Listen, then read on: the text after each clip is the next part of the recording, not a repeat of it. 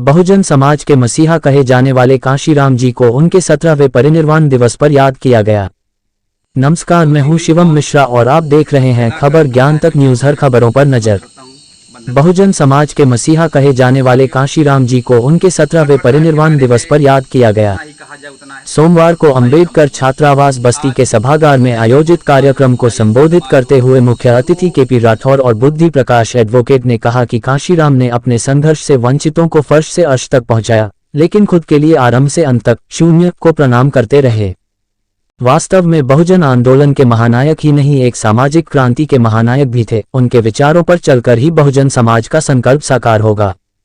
अध्यक्षता करते हुए हीरालाल ने कहा कि कांशीराम का कहना था कि हमारा एकमात्र लक्ष्य इस देश पर शासन करना है। इसके लिए वे निरंतर प्रयास करते रहे। दलितों में चेतना जगाने के लिए साहिब कांशीराम ने कई हजार किलोमीटर साइकिल से यात्रा की। इस मकसद में वे धीरे धीरे आगे बढ़ते जा रहे थे। यूपी में सरकार भी बना डाली और धीरे धीरे वे दिल्ली की ओर बढ़ ही रहे थे कि उनके स्वास्थ्य ने उनका साथ नहीं दिया। 2003 में वे सक्रिय राजनीति से दूर हो गए। अतिथि श्याम बिहारी, दिनेश चौधरी, नागेंद्र प्रताप आदि ने कहा कि 9 अक्टूबर 2006 को कांशीराम जी ने इस दुनिया को अलविदा कह दिया। आज संकल्प लेने की जरूरत है कि उनके अधूरे सपनों को बहुजन समाज पूरा करे। यही उनके प्रति सच्ची श्रद्धांजलि होगी। इसके लिए पूरी ताकत से जुट जाना होगा। कार्यक्रम में अंबेडकर छात्रावास बस्ती के सभी छात्र उपस्थित रहे। खबर ज्ञान तक के लिए ऋतिक कुमार की रिपोर्ट।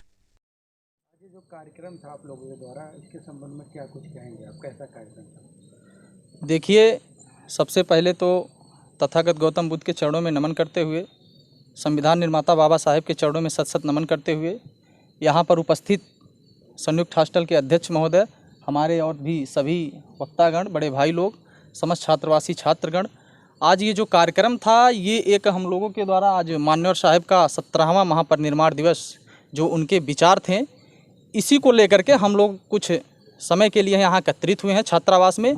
और साहब के राजनीतिक दौड़ के साथ साथ उन्होंने जो अपनी सामाजिक में योगदान दिया है, उन्हीं सब बिंदुओं को हम लोग आज यहाँ एकत्रित होकर चर्चा किए हैं और ये संकल्प भी लिए हैं कि निस्वार्थ भाव से हम लोग एकदम विधिवतपूर्ण तरीके से सभी छात्र पढ़ाई करेंगे, निस्वार्थ भाव से अपने लक्ष्य को प्राप्त करेंगे, बाबा साहेब के बनाए गए ऊंचे ऊंचे संवैधानिक पदों पर जाएंगे और तब हम अपने समाज को, अपने परिवार को, अपने देश का, अपने गांव का तब नाम रोशन करेंगे। उनके संघर्ष को लेकर छात्रों में किस प्रकार का संदेश दिया है अतिथिगण?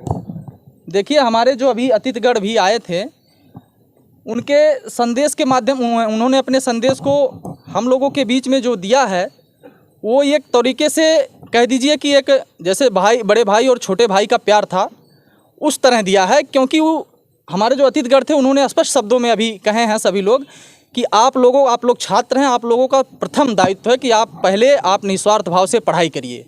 पढ़ाई करके जो अच्छे महापुरुष हैं हम लोगों के बीच में, जो संघर्षशील जिनका जीवन बीता है, उनके विचारों को आप पढ़िए और उनके विचारों पे चलने का काम करिए। क्या परिचय है आपका? मेरा नाम विवेक कुमार, मैं डॉक्टर अंबेडकर छात्रावास का छात्र हूँ। कार्यक्रम किया गया है, इसके संबंध में क्या कुछ कहेंगे और उद्देश्य क्या था?